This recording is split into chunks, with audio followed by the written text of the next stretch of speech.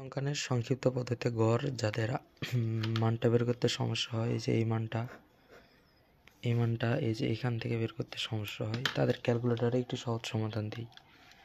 এই যে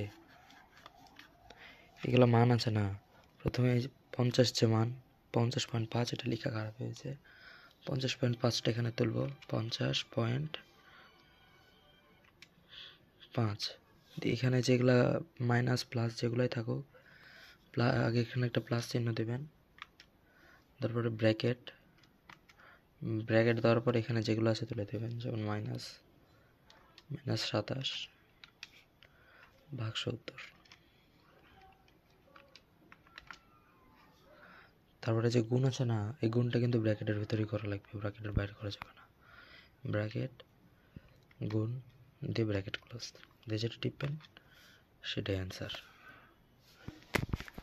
উত্তর ঠিক দেখানোর জন্য দেখাই, এই যে সেম অ্যান্সার।